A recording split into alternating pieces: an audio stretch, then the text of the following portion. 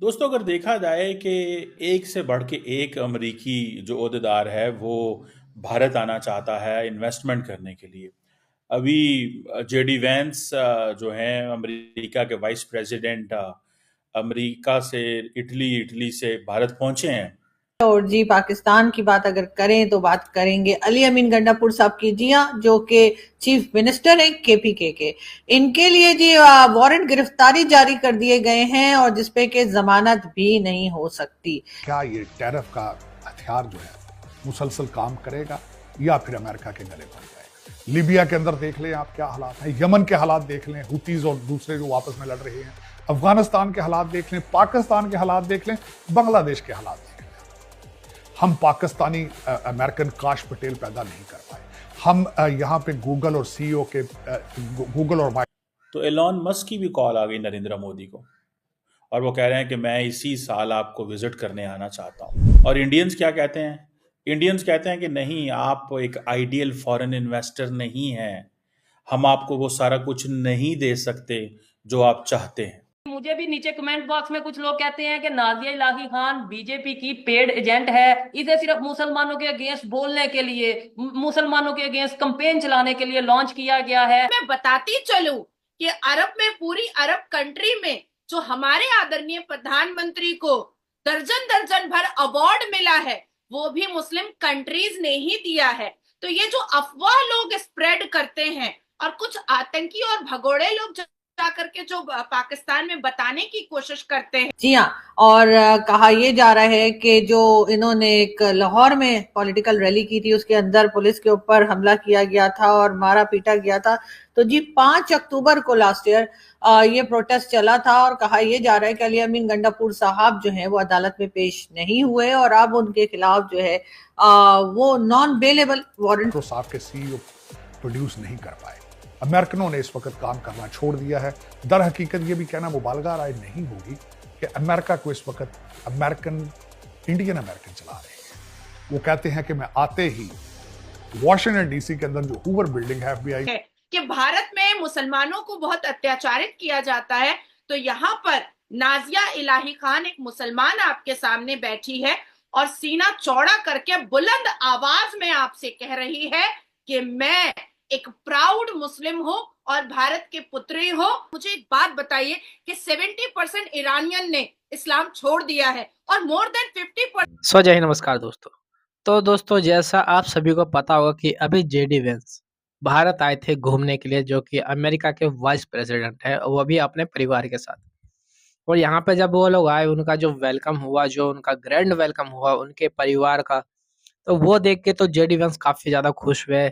मोदी साहब ने अपने साथ उनको घुमाया, अपने भारत की संस्कृति दिखाई और दोस्तों काफी अच्छे तरीके से उनका ख्याल रखा गया और काफी ज्यादा उन्होंने हमारी भारत की हॉस्पिटैलिटी को लेकर तारीफ करी। और दोस्तों, इसको देख के जो एलन मस्क है, टेस्ला के मालिक, जो आपको पता हुआ एलन मस्क कितना अमीर बंदा है, कितना पावरफुल बंदा है अमेरिका का। तो दोस्तों, उनकी भी कॉल आ गई मोदी जी को कि वो कह रहे हैं कि इस साल के अंदर अंदर हम आना चाहते हैं भारत। क्योंकि देखो दोस्तों, भारत के अंदर भी हर कोई बहुत ही ज्यादा बिजनेस करने के लिए उतावला हो रखा है, क्योंकि उनको पता है कि जो भारत के साथ एक बार बिजनेस करेगा उसको बहुत ही ज्यादा प्रॉफिट होने वाला है। और अमेरिका और भारत की तो दोस्ती काफी अच्छी है। तो मस्क भी आके यहाँ पे बिजनेस की बातें करना चाहते हैं, पर भारतीय कहते हैं कि हम बस इलॉन मस्क के साथ बिजनेस नहीं करना चाहते। और वहीं दूसरी तरफ पाकिस्तान की बात करें तो पाकिस्तान भी चाहता है कि उनके यहाँ अमेरिकी लोग आए, बिजनेस के लिए कुछ ना कुछ करें। पर अमेरिकी लोग वहाँ इसलिए नहीं जाते हैं क्योंकि पाकिस्तान हमेशा चाइना से मदद मांगता है और चाइना वाले हमेशा पाकिस्तान को मदद देते हैं, और चाइना अमेरिका की कभी बनती नहीं बढ़िया से।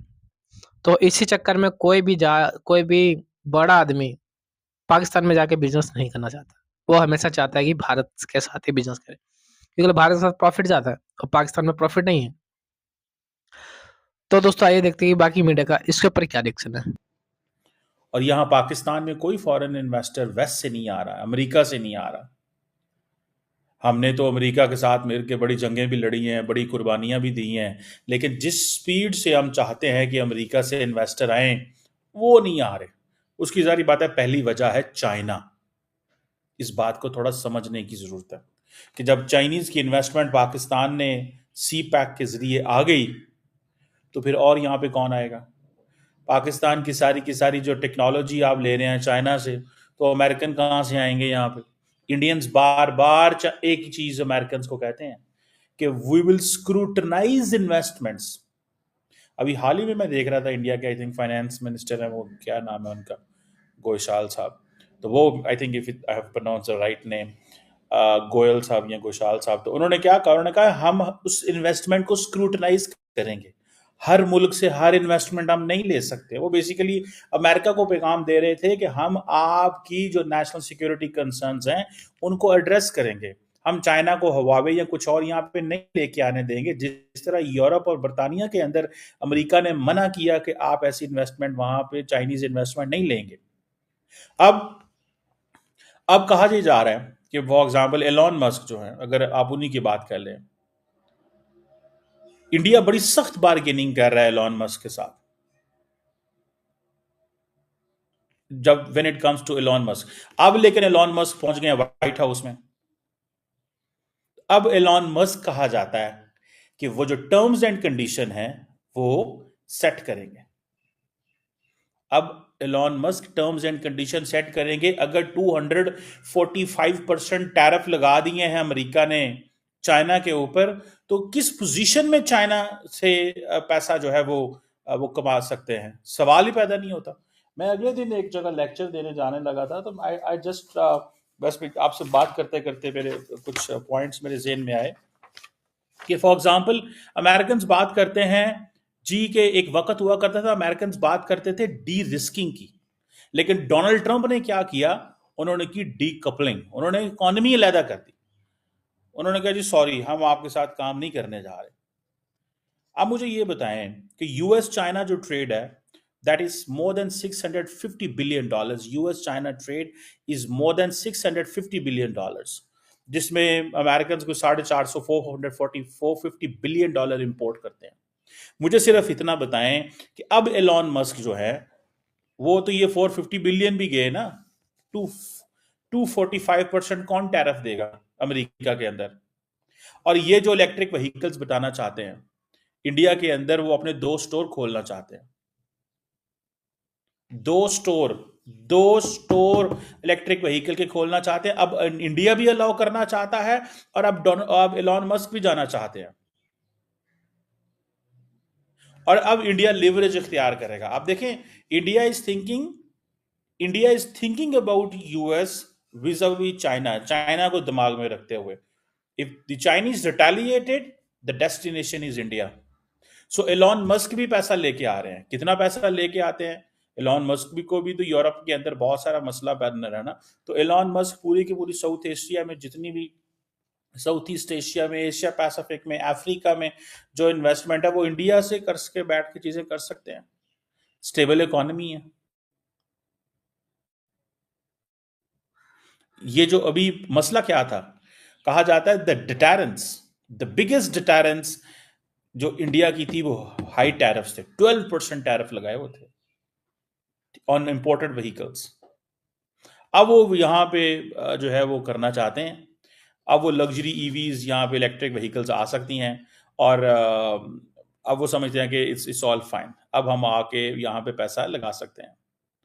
वो कहते हैं जी ठीक है, आप टेस्ला हो, स्टारलिंक हो, हर चीज़ हम अफोर्ड कर सकते हैं। मैं जो चीज़ आपको बताने लगा था, देखिए the point here is to understand, China के साथ जो इंडिया अमेरिका की जो ट्रेड है वो that will fall by 80%, so that gives an access to India. अगर एप्पल अपने 1.5 मिलियन फोन्स यहाँ से उठा सकता है, 80% वहाँ से जो इंपोर्ट है, वो ट्रेड है, वो चाइना के साथ कम हो जाएगी, तो पीछे रह क्या जाएगा? पीछे जो सिर्फ इंडिया रह जाता है। अब जारी बात है टेस्ला की सारी लीडरशिप काम कर रही है,